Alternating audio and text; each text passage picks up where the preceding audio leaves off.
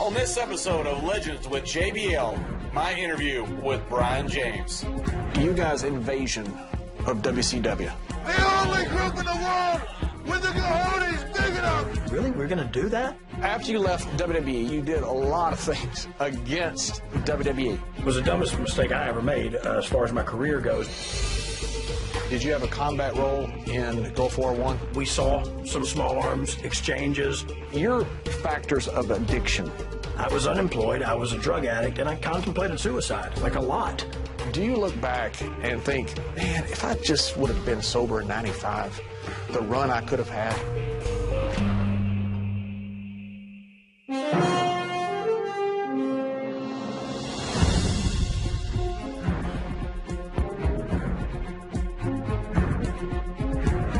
This gentleman was a cornerstone of the Attitude Era, one of its greatest stars and one of its architects, a six-time WWE Tag Team Champion, a former Intercontinental Champion, a former Hardcore Champion.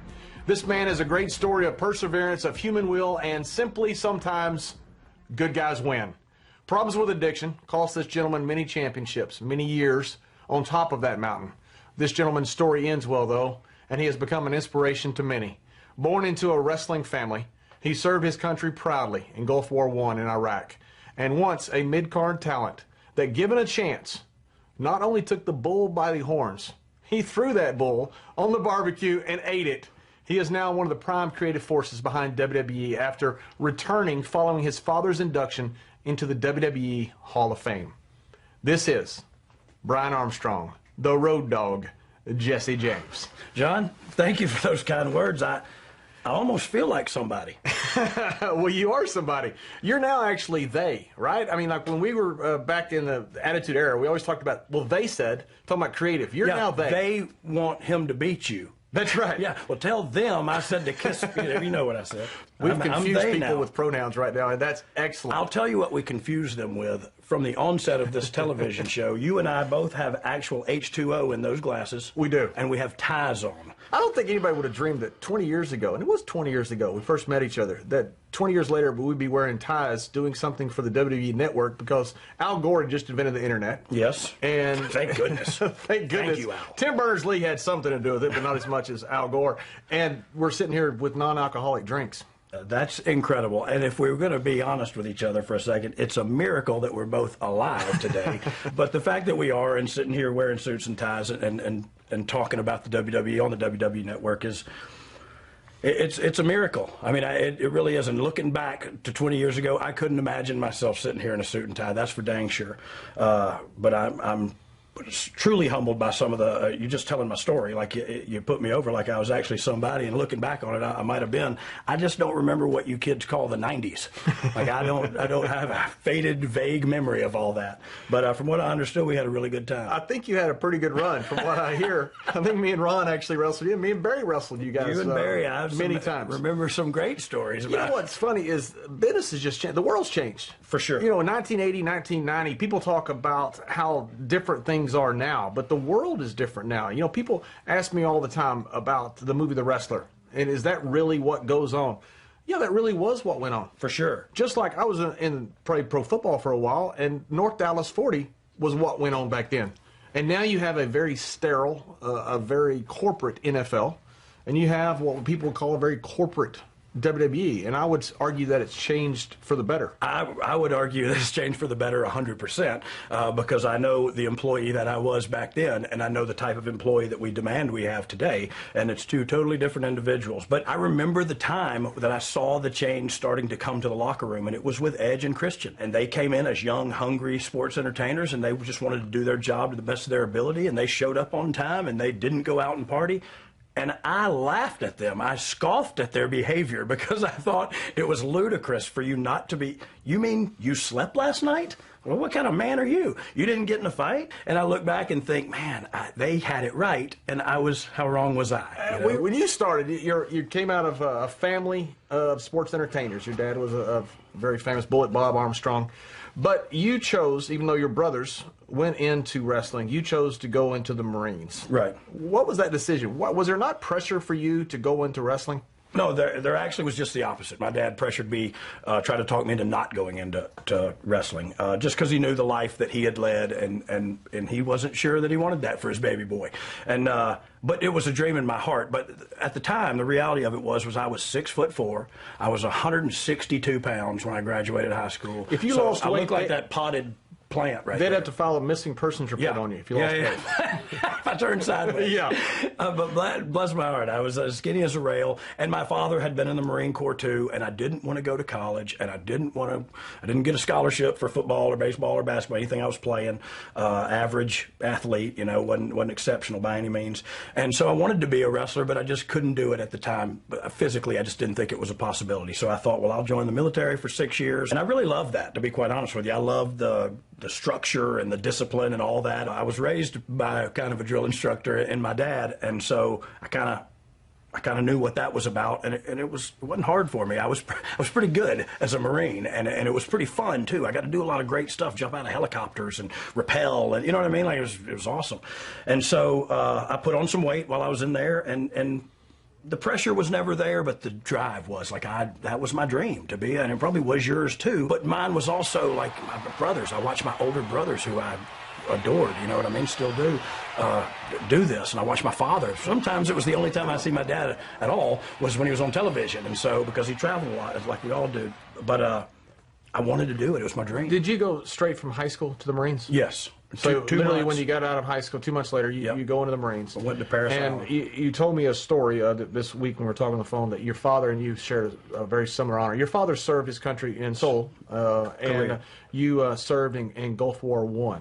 But you shared a very similar honor as part of the Marines. Yeah. As the 3rd Battalion, it was weird because my dad came to see me graduate from Paris Island, and I was actually given the honor of honor man of the platoon, and so was he. And it was literally 30 years, almost to the month. So my chapel was literally the same exact building that was his chow hall, and so he. Going back there so many years later and seeing all that was really cool for him. And it was cool for me to share that with him because he was Superman to me, and he was a hero, and he was larger than life.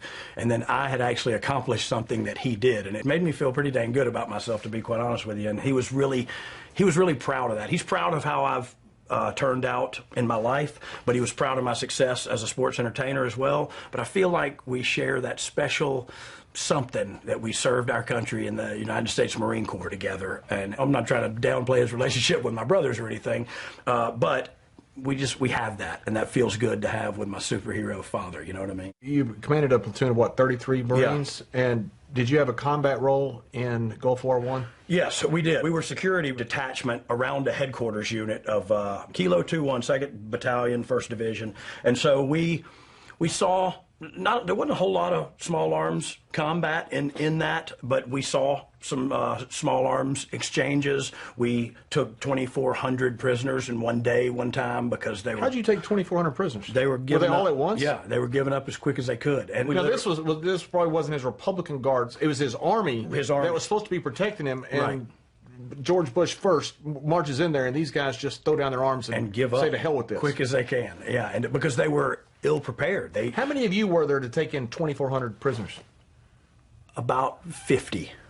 Wow. But they didn't have weapons. They didn't have shoes, for one thing. That's what I meant by ill-prepared. We were eating hot meals some mornings. Like, not every day, but some days we were supplied. These people didn't have ammo. They didn't have, their weapons probably didn't work properly. They didn't have shoes. They just had civilian clothes on. You know what I mean? It was just, they were literally grabbing people out of their houses, and some of we couldn't speak because the language barrier, but they would draw pictures in the sand of like their, like, this is me and this is my kids. I just want to get back to my kids. You know what I mean? And so it really brings you around the full circle to enemy, just another dude trying to get through this, you know what I mean? Just like I am, just trying to get back. But I'm really proud of that time, my military service. I really am. And it's the one, I'm proud of my success in the industry as well. I'm proud of the strides I've made as a human being, as a father, as a husband. But there's something special about that. And then after my military life and with my drug addiction and everything, I think, how dishonorable would it have been if I lived through all that and came back and died from an overdose of some crap, you know what I mean? So it's a weird dynamic in my life, but I think I've come out on the long. Were you in other combat you were in combat there for how long? 7 months. 7 months, and literally lived in a fighting hole. Like, there weren't tents, and there weren't. It was we were in the desert, in the sand, in a fighting hole for 6 months of my life, and.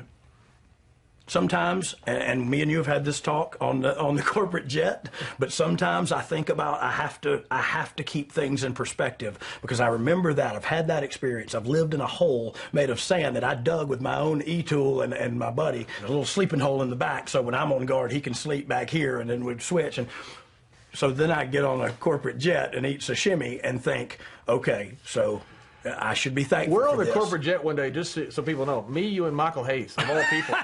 I mean, it felt like weird, didn't it? This is like the Beverly Hillbillies. And I sat in Vince's chair, and you took a picture. I took a picture, and I showed it to Vince. I appreciate it. And he actually laughed. Yeah, I thought he'd get mad, but he didn't. But we're sitting there thinking, what are we doing on here? Well, and we've had also that conversation, like, hey, I'm not sure I deserve this, but I sure do appreciate it. You know what I mean? And so you got to keep it in perspective, man. Did you think about re-upping? Yes, I wanted to re-up and be a drill instructor, because I thought to myself, there's nothing more awesome than not just being a Marine, but making Marines. I thought that's awesome, and I love the drill instructor. It's a fraternity of tough guys and tough women, and they're leaders of men, and I respected that. I looked up to that. Like, and they wasn't they were yelling at you to do something that they didn't do. They would do everything you did, and they would do it better and faster, and it was just like, whoa, it was so impressive. I thought, I want to be that. And Bill Clinton just became the president, and when a Democrat's in office, sometimes the military gets budget cuts, and that's what happened. And so I literally could not re-enlist to change my military occupational specialty. I had to re-enlist as an 0311, which was just an infantryman, and so I was just going to go right back into carrying a rifle somewhere again. Right. And that was, while it was cool, I had put on some weight, and I still had that dream in the back of my mind of being a sports entertainer, and so I figured. And if you had done that, then Billy still wouldn't have 2 words. Bless his heart, he would. He only had 2 words. He only had 2 words. He forgets them a lot too. He's not that good with words. He's not that good. English is not like his first language. He doesn't have. He actually doesn't have a first language. Bless his heart. I saw a video. I love Billy. Of, me too. And Billy and I have grown up a lot together. Like, we were the tag champs. We literally didn't stay together. We didn't ride together. We were 2 different people. He was like a hard-headed gym guy. And I saw Billy one time on a morning flight, and I said, Billy, I said, what are you doing? He goes, I'm getting there to go to the gym. I said, where's Road Dogg? He goes, I'm in this world to look good. He's in this world to feel good. And that was it. Oh, that's actually the most clever thing you've ever said. Yeah, so just stop talking, because you're going to just That's it. It's going to go downhill from Bless here. his heart. He's a great friend now. Didn't get along. 2 different egos clashed up front, but just what a great guy now. And I'm thankful to have had him. And I'll get into it in just a minute, but you talk about want to be a drill instructor so you can make Marines. That's one thing you do now. I see you out there every day of TV. You're out there instructing the young guys where to be, how to react to the crowd, how to react to a camera. You must get a lot of pleasure out of coaching. Well, and I do, and I get a ton of pleasure. And I made a mistake the other night. An individual came back, and instead of telling him how great the match was, because he did have a great match, I went right into the mistakes that were made, and it was bad coaching. You know what I mean? Like, you build them up, let them have their moment, because they did have a great match, and let them have that time, and we can go back and correct those little mistakes, because it was nitpicking. But I take great pleasure in coaching. But John, it takes us back to the Attitude Era, where you didn't have to coach a lot. Like, we all kind of knew where to be and knew what to do. Like, I just said some words that rhymed and talked dirty, and everybody went, hey, look at the guy with braids. I sure hate to trouble you, but tomorrow night I'm going to get my belt back on that RAW. And it was successful. It worked. It was what it was. But now, look, it's a television show now. Television shows have scripts to them, and they have commercial breaks, and so they have cameras. And so me and you can do the best wrestling spot in the world, or we can do whatever we want to out there physically, but if I don't get a good camera angle of it, and I don't see your facial, and I don't see that hurt you, or see that made you feel good to hurt that guy, then what good is it? It doesn't exist in my world. And so that's what I feel like I bring to the table out there. If I can suspend your disbelief and make you think, he's really mad at that dude, or he just knocked the fire out of that dude, then that's what we should do. You know what I mean? And where we have that moment of sitting at home where you go, holy crap, I've always thought it was the blurring of the line. For sure. Stephanie McMahon is Vince McMahon's daughter. Right. She also plays Vince McMahon's daughter. So where does that line end and where does it start? It's the old Houdini milk can trick. I mean, you understand there's some danger. You also know it's a trick. Right. You don't necessarily want to know how the trick works, but you realize there is an element of danger, and where that stops. And that's what attracts me to it. That's that element of danger, right? And it's like, look, it's evolved a lot. Not only the television aspect of it, but the in-ring performances has evolved. Is Dolph Ziggler a hell of an athlete and can go 90-0 and work circles around me? Hell yeah, he can. I'm not saying it's right, wrong, or indifferent, because I feel like the audience is also preconditioned that that's the way it is now. And almost if you slowed down and worked in my style, they would almost be like, what's going on here? You know what I mean? But it was accepted back then, and it's I don't think it was better back then. I think the grass was greener because that's when I did it. To me, is there something, I'm not going to pick on Dolph, but a lot of the young guys, they want to get reaction. And Dolph's not a young guy. He's been around for a while. He's a world champion and a great talent. But just put Dolph aside, some of you guys just believe spots are the way to do things. Yeah, for sure. And they don't get heat. And I think part of that stems from what they get a feedback on social media. Yeah, yeah. Do you think that's right? Yeah, it's immediate gratification from your followers. Your followers are technically your fan base. Like, oh, you're so good. I literally had a conversation with a very well-known talent not long ago who I criticized the match, and this individual came back at me with, well, on my Twitter feed, they all loved it. And look, that's where we're at. And I'm okay with that. I was on Twitter this morning, and I love it. I love social media. Twitter. I think it's a great medium. It's literally helped keep me sober in airports. I'm going to tell you that a lot of times, is I can have a conversation with somebody, and they make me feel good about myself, and I don't go to the bar. And so that helps me. But I love this fact of social media, and we're on the cutting edge of social media. However, just because your fan loved your match, that's like saying you're a Dallas Cowboy fan, right? Like, oh, unfortunately, I love the Dallas Cowboys. Yeah, because you're a fan of them. Like, that doesn't necessarily make them the best team in the NFL, but you're still going to like them. And so, and they could be better, right? And it would almost be like if you told Tony Romo, hey, you need to do this different. Yeah, but my Twitter feed told me I was doing great. You know what I mean? Like, you can't. And I believe it's overstated. I was talking to Michael Cole one day, and he said, man, my Twitter just blew up. And I said, let's break this down. And Michael's a sensible guy. Yeah. He wasn't like he was overreacting. I said, how many tweets do you think you got? He goes, oh, who knows, probably 100. And I said, how many followers do you have? 600,000 or 700,000. Yeah. I said, how many people have watched WWE this week? 15 million. Yeah. Now, you're really concerned about 100 tweets? And he wasn't concerned, but that's what a lot of people see, and that's in front of them. Right, it's perception of what I'm reading 100 times. Seems like a bunch. And it skews the reality of the world, right. I believe. For sure. And I think a lot of the times it is a vocal minority.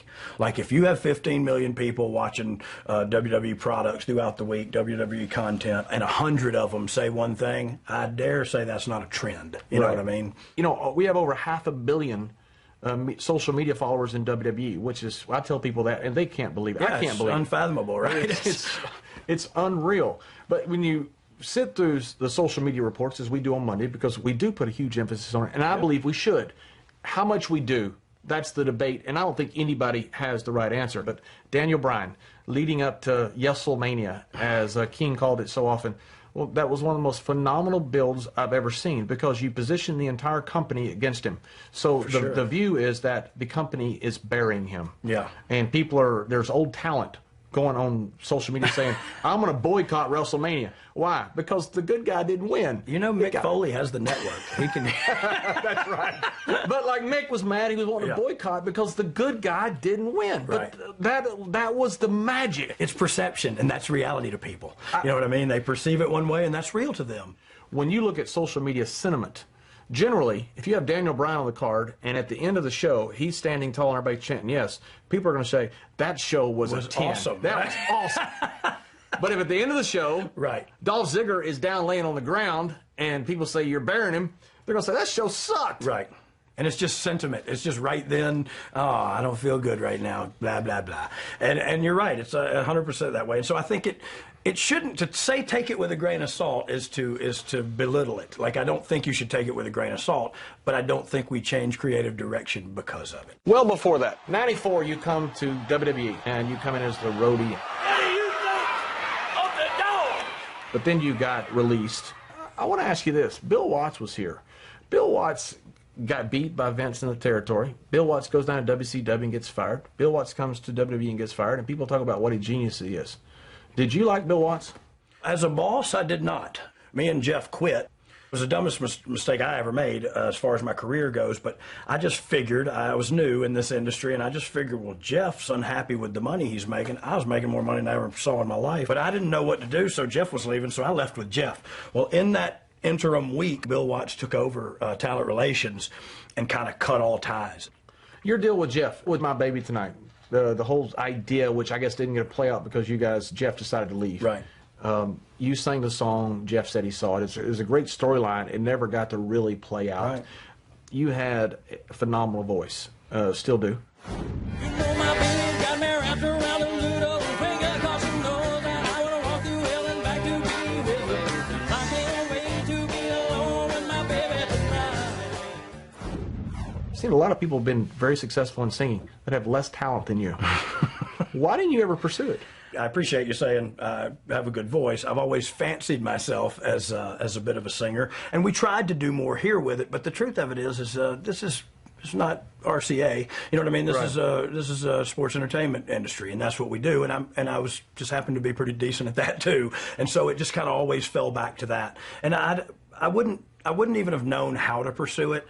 A lot of people make fun of that song, and I don't know if they just kind of taken the urine out of me or whatever, but I'm really proud of that song. Like, I think it's a good song. I think it still holds water. I think my performance was good in it. Like, it was an awesome opportunity for somebody who does fancy themselves as a singer of sorts to be in a professional studio with Jim Johnson, who is a really talented musician and producer and director. He's one that does all the WWE music. Yeah, all of it. But it was really an honor for me to be able to do that, and that lives forever. Like, that's on iTunes, I think. Right. Like, you can go get that right now, and I would suggest all of you do that immediately. but I'm proud of that. Like, and people like make fun of me, and I kind of go, well, joke's on you, man. I made a friggin' song that actually they sell. That sell. You came back, and you were with Honky Tonk at first, right? Yeah. And then you turned on the Honky Tonk. Billy was with Honky Tonk, and you came out of your shell.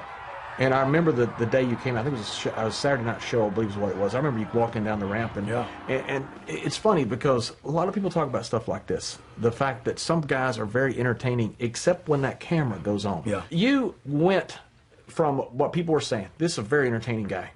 And all of a sudden you got on camera, and you became that entertaining guy. Your brother, Brad, passed away a few years ago. Arn Anderson told me last week, and I've heard this said about your brother a lot, that if he could be in front of the camera like he was backstage, he'd still be world champion. Because your brother was a hell of a worker. Yeah. That guy, oh my God, that guy could go. I saw him have a match with Finley in Europe that they went 9 or 10 rounds. One of the best matches to this day I've ever seen. Yeah. But when you get him in front of a camera, he wasn't like he was backstage. You were like that for a while. What happened? And I don't know that I can put my finger on it. I appreciate you talking about my brother like that. And people... You've mentioned that match with Finley to me before, and so I know it must have been a really good one, and I've seen him have some really good ones too. But he was always the consummate babyface. And so when I was the real Double J, I was trying to be a babyface, and I'd sing that song on the way, and it wasn't the real me, to tell you the truth. And I learned how to be the real me by watching the real Brad. And that's just all there is to it. It's like, if people think I'm entertaining backstage, they should have been around Brad Armstrong for a couple of days. And him and Dean Malenko together. Dean Malenko's another one that I think is very entertaining. Was very entertaining backstage.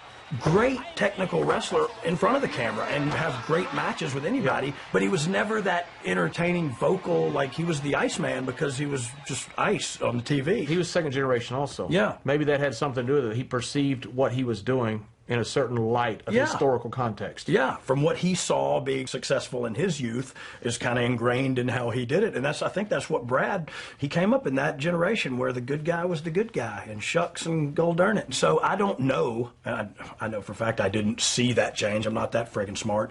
But I knew that wasn't really me. I knew that I was more of a smart ass. I knew that I was more quick-witted. I knew that I could make people laugh. So I thought, well, what if I try to do that out there? And Vince Russo gave me the opportunity to do that. Billy, he was Rockabilly, and I was real Double J, and we were working each other in the first match every night of all these loops, and we were just frustrated creatively and kept going to Russo, who was writing at the time, and kept hammering at his door and saying, we didn't have any ideas.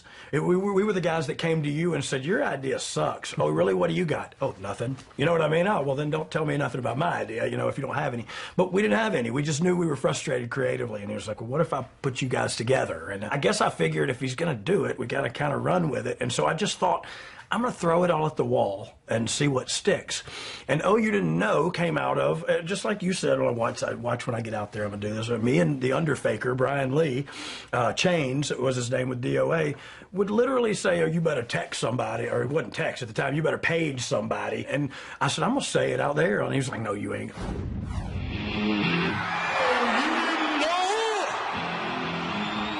Your ass better call somebody.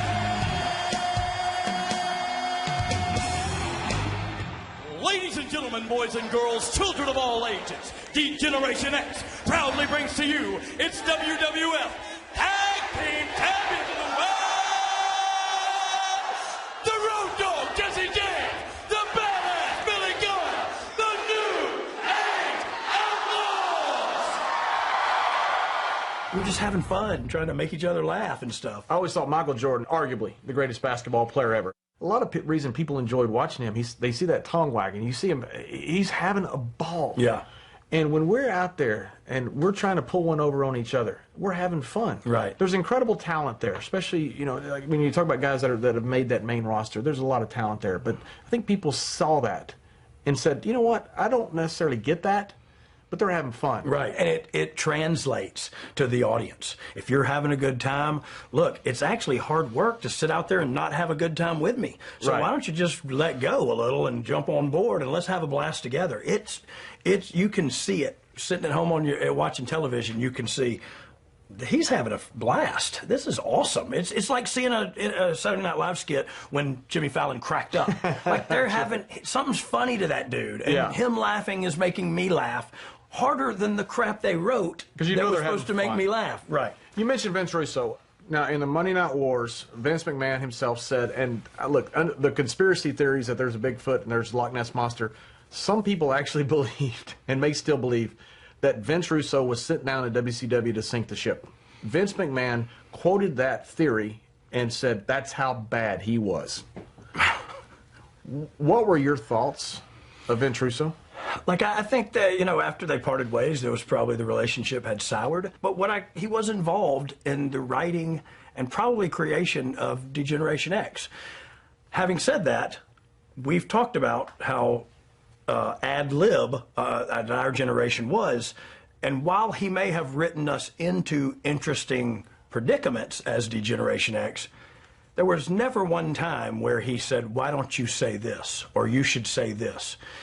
It was definitely me and Hunter and China to a lesser extent, but she had a very good sense of humor and she was very quick. And so we would literally spitball about, well, what are we going to do? Well, what if you stand over there? What if I can? And so we would ad lib. He would roll camera and we would shoot. So while he may have put us into interesting predicaments, he never wrote for us, but he did have something to do with the creation of D-Generation X. Now, that's my only point of reference because I don't know what he wrote for other individuals or how I always thought Vince Russo getting credit for the Attitude Era was like Fred Flintstone getting credit for the cartoon. I thought he was a character in it, but a little more than Fred Flintstone. He had a part of it. But when he left, to be completely frank, I was worried because I'd never seen guys leave. And all of a sudden now we're lost Diesel, we lost Razor, we're going to lose Brett. I mean, it was scary to me. And he had all of the creative in his head when he left. Right. I think Vince probably sat back and goes, yes, I've got a challenge. Yeah, I'm sure. But to me, it was scary when Vince Russo left. It turned out to be not matter at all. Right. I mean, literally at all. Actually, a positive. It was a huge positive. Yeah. I mean, they put Judy Bagwell on a forklift or whatever it was. I mean, it was in horrible. retrospect, and when you bring that up, he did go down there and just craziness happened. Like stuff, and thank God it did because we just started surging ahead of them in the ratings. But it's almost like, was that the kind of stuff he was trying to do here? And the other events wouldn't let him? Right. And because surely his creative didn't change that drastically from here where he was doing good stuff to there where he was doing stuff that was unspeakable and unwatchable. Right. Like it did get bad and it got bad quick. And so, yeah, Vince probably did think, good, go down there and take whatever credit you think you deserve for this success, and take it down there. But he loves a challenge, man. And look, you can't. The thing not that's on the respect Monday that. Night Wars on the front is you guys' invasion of WCW. The only group in the world with the cojones big enough to come to the front line to fight the battle, to come to the front line and fire the first shot. When you went over to Norfolk and invaded WCW, Hunter, Triple H, said that there was a plan B to get the tape out of. Like, say you got into the arena. You guys didn't know what you're going to do. Right. But you were trying to get in. Trying. Now, you got in there and say you get jumped. There was supposed to be a plan B. What was plan B? Oh, and I don't know a lot of the. Hunter has always been the more level-headed member of Degeneration X, and I think that goes down the line to every single one of us. He was in the know on that kind of stuff, and so You didn't know until you got there that day, right? we showed up at the building. What and they did said, you think We when have he a told you? van. It was cool and adventurous, and so I thought, really, we're going to do that? Yeah, we're going to drive down the street, and we're going to do. And I thought, oh, that's awesome. But we never once thought, what if them guys beat the crap out of us? Like, what if the security tases us and zip ties us? What if Haku had come out? Right, and eaten my arm or something. Like, what if that happened? We didn't think about that at all, and I feel like we should have. If people understand, I mean, that really it was the Wild West. It pleases me to know that there actually was a plan B. To get the tape out of Because it. I didn't have any asked Triple idea. H about it the other day when I I saw that volunteered tape. to keister the tape. And he said That was plan A. He said he told me there were actually two tapes, a dummy tape and a real tape, and if something went down, they're going to have Sean Selman, the cameraman, somehow sneak it out of the building. Everything's cool. All right, what are we doing? Okay, we're gonna go on in here. There actually was a plan in case you got in there and Haku ate you. Well, and like I said, bless my heart, it's good to know that somebody was having a contingency plan, because mine was just, let me see if I can get my brother. I can see if I can see him. They say that creativeness is the highest form of intelligence, and you mentioned many times about forgetting the 90s. Abraham Lincoln said that, show me a guy without vices and I'll show you a guy without virtues. You have in history, Michelangelo didn't even go to the funeral of his own brother because he had a phobia about people. Robin Williams had all kinds of problems. There's something in psychology that actually believes that part of the brain in creative people, very intelligent people, which you are one of, is open all the time. So your brain is literally going 100 miles an hour while the world's going 50. It allows you too much introspection while you're also getting external stimuli from the outside world. Your factors of addiction, does that sound familiar when you hear about these other people that were very creative in this world that also had their vice showed itself through substance abuse? Boy, what in the hell are you talking about? No, of course. And my wife and I literally, when Robin Williams died, she literally compares me to, and thank God she thinks I'm funny as Robin Williams, but she also compares me to Elvis, and thank God she compares me to Elvis.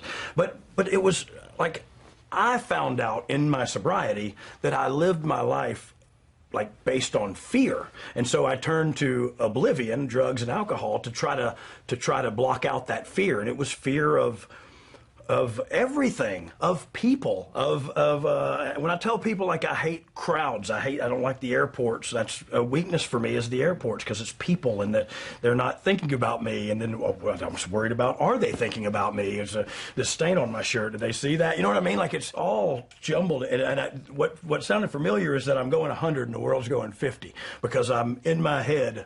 Is a dangerous place to be, man. And so I have to settle down between each task and think about one thing at a time. But I have to work at that. Like, I hear normal people go, yeah, I'm just living my life. Like, right. And I go, and I, being, working a program of sobriety, have to say, I have to take my life one day at a time, and I have to literally take it 1 minute at a time and not project fear or doubt or worry out onto future events that haven't happened yet. And it's all going to be okay, really, in the long run.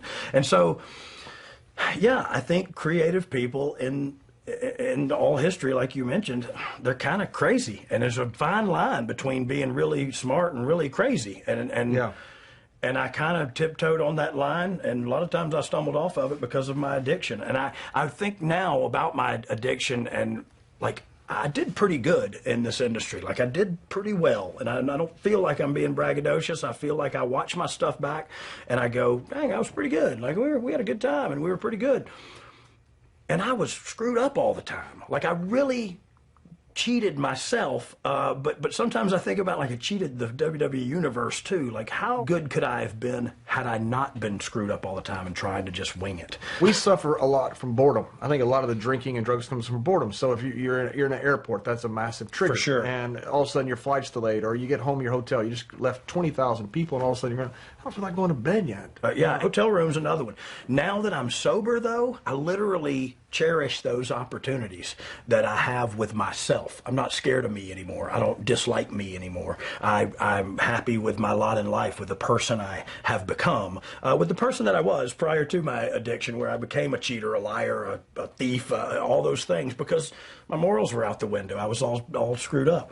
And so I like that person. I like the relationship I have with my wife. I like the relationship I have with my children. And it's who I was before I started altering my mind. And so today, I love the fact that I don't have to alter my mind today, and that I can have some time alone and just go, man, I got it really good. Is it a matter of sometimes of thinking it through? You get in the hotel room and you think, man, I'd like to be high, or I'd like to be drunk. And then you think, you know what, I want to wake up sober tomorrow. Yeah, and you got to, and we in the program you say you got to play the tape through, because you look, in midway through, man, I'm having fun, but at the end of the tape, if I went that way, I'm in neck in the ditch somewhere, right, with you next to me. And it's like, while that's not an ugly vision. Depends on how big the ditch is. Depending on who's looking at you. No, but you do. You play the tape. Well, if I don't drink today, I can get a good night's sleep tonight and get up and run into you in the morning in the TV hotel, where we have both just come from separate gyms, where we got a workout in, and our hearts are strong. It's amazing the time change. We used to go to we knew cities by bars. Yeah, for sure. And now we know them by gyms. Yeah, and we would still run into each other in the morning. That's right. But it was just coming in. You just looked differently. Was there one thing? I mean, we lost a lot of people, and when Eddie Guerrero passed away, he was a good friend of mine, and that really bothered me a lot, and it made me really think a lot about life. Was there one thing that happened to you that thought, you know what, time to get clean? I've got a life ahead of me. There was not an incident. I remember, I've been, believe you me, this company, and people can say what they want, and I'm towing the line, and I'm a company man and all that, but this company literally saved my life. Sent me to rehab 4 or 5 times on their dime, and it just so happened. 4 or 5 times? Yes. And I mean, I've been going since. Why did the last time stick? And I think it's totally up to the individual, where it's time for me to quit. It's time. I can't continue living like this. Like, I cannot go on living my life like this, because I got bad. I was unemployed. I was a drug addict, and I contemplated suicide, like, a lot. Like, and the only reason I didn't go forth with that was that my wife or my children would find my brains blown out, right, in the shed out back. You know what I mean? And so that was the reason I told myself, don't do that. And so I got sick of living like that. And so it wasn't a spiritual revelation or anything. It was just, I don't want to live like that anymore. And then I found out, if you work this program of recovery, you don't have to live like that anymore. Do you look back and think, man, if I just would have been sober in 95, the run I could have had? Yeah, I do. But here's the difference. If I dwell on the negative of that, then I'm aiming towards a bar or towards a pill. Right. If I use that as, if you saw the water boy, Bobby Boucher, if I use that fact as tackling fuel to attack my sobriety, then it becomes a strong asset instead of a negative past. I know I've neglected my children because of drug addiction. I know I've neglected my wife because of drug addiction. I cannot change that. But you can what change I can today. do is never do it again, and that's where I stand today. After you left WWE, you went to TNA, and you did a lot of things against WWE. You had the Vuku Ken Mafia, I guess it was, Voodoo. VKM, Vince McMahon's initials. And that was Russo, by the way. Was it? Yeah. Russo asked me, like, I want to do something that's a take on him. And again, I won't lean on my active addiction, but I will say that played a role with it. I was unemployed. All of a sudden, I was offered a gig, $1,500 a week, to go down there and bury Vince and Hunter, like, on TV.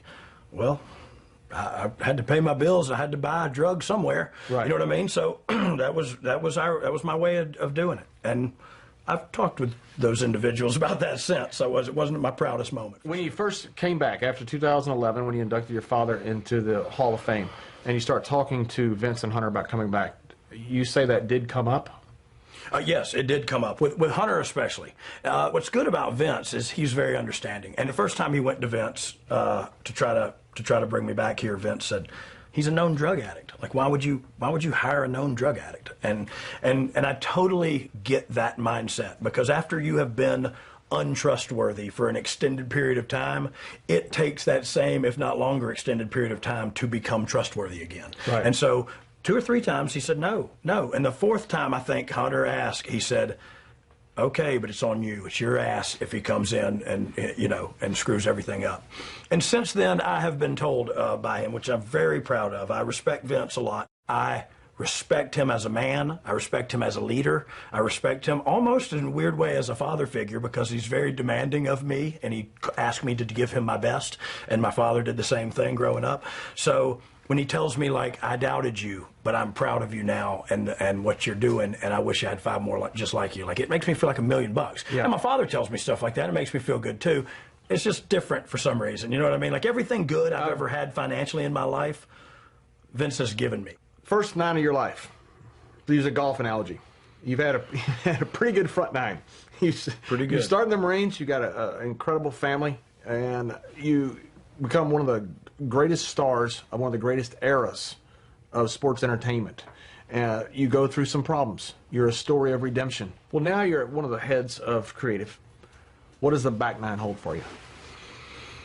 Well, you know what, and I can't project into that, but I know as long as I stay sober that I will keep my life in perspective, and it's nothing but positive outlooks for me. No matter what life brings me, I know in the deepest portions of my heart that everything's going to be okay, because I know this is not a religious moment, but I am a religious person, and I believe that God has my best interest at heart. He helped me get sober. He gave me my wife. He gave me my children. He's given me my health. And I know he's got my best interest at heart. So if I don't think too much about the future, and I don't think too much, period, everything's going to be okay. It's back we talked about creative people. There's a fine line between creative and psychosis. Dumb people are happy. Yeah, happy as a pig in poop. And like, that's just what I want to do. They're just glad to be out of the rain. And I don't want to be dumb, but I do want to be dumb at certain times. And I think it's all about balance. Like, I want, when it's time to be creative, I want to go 100 miles an hour when everybody else is going 50. But when it's time to be husband, father, Brian, I just want to be dumb as a mud fence and happy as a lark. We got a segment we want to end with called No Bull. So, I give you a word, you tell me what you think about What's it. What's the segment called? No Bull. No Bull. Most embarrassing song on your playlist that if somebody listened to, you would cringe. It's almost full of embarrassing ones. Like, I have the whole REO Speedwagon High Infidelity album. I also have the Go-Go's on my playlist that I did cardio to this morning. Our Lips Are Sealed. Yeah. I'm not ashamed to say it, actually. Forget DX. They're not allowed in this. Greatest tag team of all time. Road Warriors. Or Rock and Roll Express. Or Midnight Express. Or APA. Greatest era. Well, I think it was the 80s. I think it was Georgia Championship Wrestling, which was, really? Yeah, I loved it because I lived in the South. I didn't even know there was a thing called the WWF. I just knew there was Continental Wrestling in Alabama, and there was Georgia Championship Wrestling, and Flair would come in and defend his NWA title, and my brother would work with him, or my dad would work with him in Dothan, Alabama, at the Houston County Farm Center. So I was very small town boy, but I was small minded as far as when it came to the sports entertainment industry too. What's your favorite episodic TV show to watch other than sports entertainment? American Horror Story. What was your greatest influence in your life? My mother. Your mother, more so than your father. Your mother was always a base. I'm going to cry talking to you about it, but she's the rock of my family. She's given me everything good that I've ever had in my life, everything that I know that's good, all my morals, all my just love and nurturing, and she's always been there, and she always will be. Does it make you happy now that you're sober, you're clear, and you go home and you've got a good job, you've been through the fire, you come out the other side, and you're able to go home and have dinner with your mama, and your mama look at you and go, that's my baby boy. It's the best. She calls me every day that I'm going to leave, she calls me that day and she says, we just don't want to tell you we're proud of you and we love you and be careful and tell Vince we said hey. And you know what I mean? Like she's just a redneck woman who was brought up in Marietta, Georgia and married this bum of a man who turned out to be pretty good. It just took him a minute, and had 4 bums of children that turned out to be pretty good. It just took him a minute. And there she still stands with faith like a child and love in her heart. So no better than that. Do you tell Vince that your mom said hi? I don't. One time I told him, I'm just telling you this so I'll stop crying, but he'd never eaten a corn dog. And so me and my mom, we went to the fair. What's wrong with that man? Ago. Yeah, that's what I said. And I ate a corn dog, and then a week later I told him, hey, I ate a corn dog the other day and I thought about you. And then I realized how that sounded. And I said, you know what, I'm sorry I even brought that up. Brian, thanks for joining me. That's no bull. That's no bull. Get out. This is my segment, baby. Hey, thank you, John. This was really good for me. And if you didn't like it, I got 2 words for you. Suck. On this episode of Legends with JBL, my interview with Brian James. You guys' invasion of WCW. The only group in the world with the cojones big enough. Really? We're going to do that? After you left WWE, you did a lot of things against WWE. It was the dumbest mistake I ever made as far as my career goes. Did you have a combat role in Gulf War I? We saw some small arms exchanges. Your factors of addiction. I was unemployed, I was a drug addict, and I contemplated suicide, like a lot. Do you look back and think, man, if I just would have been sober in '95, the run I could have had?